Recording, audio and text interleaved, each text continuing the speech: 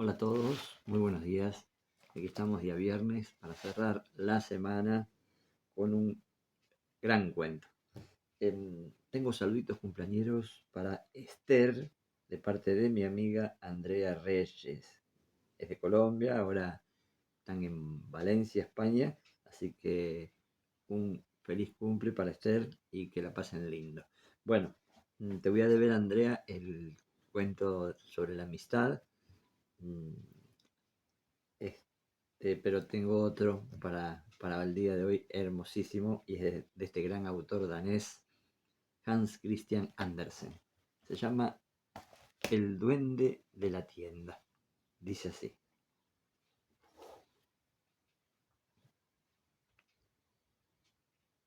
Érase una vez un estudiante de verdad, que vivía en una guardilla y nada poseía, y érase también un tendero de verdad, que habitaba en la trastienda y era dueño de toda la casa. Y en su habitación moraba un duendecillo, al que todos los años, por Nochebuena, obsequiaba aquel con un tazón de papas y un buen trozo de mantequilla dentro. Bien podía hacerlo y el duende continuaba en la tienda y esto explica muchas cosas. Un atardecer entró el estudiante por la puerta trasera a comprarse una vela y el queso para su cena. No tenía quien enviar, por lo que iba él mismo. Le dieron lo que pedía, lo pagó y el tendero y su mujer le desearon las buenas noches con un gesto de la cabeza. La mujer sabía hacer algo más que gesticular con la cabeza, era un pico de oro. El estudiante les correspondió de la misma manera y luego se quedó parado, leyendo la hoja de papel que envolvía el queso. Era una hoja arrancada de un viejo libro que jamás hubiera pensado que lo tratasen así, pues era un libro de poesías. Todavía nos queda más, dijo el tendero. Lo compré a una vieja por unos granos de café, por 8 chelines se lo cedo entero. Muchas gracias, repuso el estudiante. Démelo a cambio del queso. Puedo comer pan solo, pero sería pecado destrozar este libro. Es usted un hombre espléndido, un hombre práctico, pero lo que es de poesía entiende menos que esa cuba.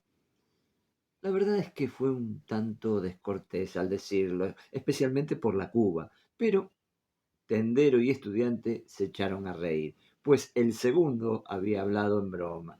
Con todo, el duende se picó al oír semejante comparación, aplicada a un tendero que era dueño de una casa y encima vendía una mantequilla excelente. Cerrada estaba la noche, y con ella la tienda, y cuando todo el mundo estaba acostado, excepto el estudiante, entró el duende en busca del pico de la dueña, pues no lo utilizaba mientras dormía. Fue aplicándolo a todos los objetos de la tienda, con lo cual estos adquirían voz y habla, y podían expresar sus pensamientos y sentimientos tan bien como la propia señora de la casa. Pero claro está, solo podía aplicarlo a un solo objeto a la vez. Y era una suerte, pues de otro modo, menudo barullo. El duende puso el pico en la cuba que contenía los diarios viejos. ¿Es verdad que usted no sabe lo que es la poesía? Claro que lo sé, respondió la cuba. Es una cosa que ponen en la parte inferior de los periódicos y que la gente recorta. Tengo motivos para creer que hay más en mí de eso que en el estudiante. Y esto, que comparado con el tendero, no soy sino una cuba de poco más o menos. Luego el duende colocó el pico en el molinillo de café. Dios mío, ¿y cómo se soltó este? Y después lo aplicó al barrilito de manteca y al cajón del dinero, y todos compartieron la opinión de la cuba. Y cuando la mayoría coincide en una cosa, no queda más remedio que respetarla y darla por buena. Y ahora al estudiante, pensó, y subió calladito a la buhardilla por la escalera de la cocina. Había luz en el cuarto, y el duendecillo miró por el ojo de la cerradura y vio al estudiante que estaba leyendo el libro roto adquirido en la tienda. Pero qué claridad irradiaba de él. De las páginas emergía un vivísimo rayo de luz que iba transformándose en un tronco, en un poderoso árbol que desplegaba sus ramas y cobijaba al estudiante. Cada una de sus hojas era tierna y de un verde jugoso, y cada flor una hermosa cabeza de doncella de ojos ya oscuros y llameantes, ya azules y maravillosamente límpidos. Los frutos eran otras tantas rutilantes estrellas, y un canto y una música deliciosos resonaban en la destartalada habitación. Jamás había imaginado el duendecillo una magnificencia como aquella, jamás había oído hablar de cosa semejante. Por eso permaneció de puntillas mirando hasta que se apagó la luz. Seguramente el estudiante había soplado la vela para acostarse, pero el duende seguía en su sitio, pues continuaba oyéndose el canto dulce y solemne, una deliciosa canción de cuna para el estudiante que se entregaba al descanso. Asombroso, se dijo el duende, nunca lo hubiera pensado. A lo mejor me quedo con el estudiante. Y lo estuvo pensando un buen rato, hasta que al fin venció la sensatez y suspiró. Pero el estudiante no tiene papillas ni mantequilla. Y se volvió abajo a casa del tendero. Fue una suerte que no tardase más, pues la cuba había gastado casi todo el pico de la dueña, a fuerza de pregonar todo lo que encerraba en su interior, echada siempre de un lado, y se disponía justamente a volverse para empezar a contar por el lado opuesto, cuando entró el duende y le quitó el pico. Pero en adelante toda la tienda, desde el cajón del dinero hasta la leña de abajo, formaron sus opiniones, calcándolas sobre las de la cuba.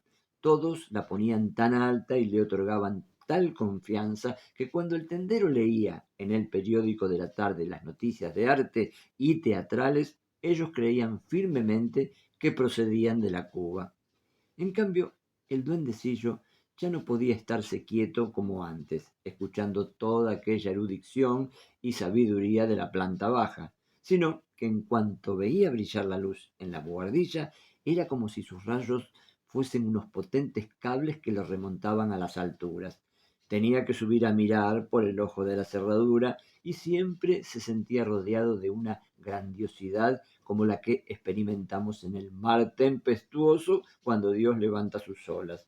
Y rompía a llorar, sin saber él mismo por qué, pero las lágrimas le hacían un gran bien. Qué magnífico debía de ser estarse sentado bajo el árbol junto al estudiante. Pero no había que pensar en ello, y se daba por satisfecho contemplándolo desde el ojo de la cerradura.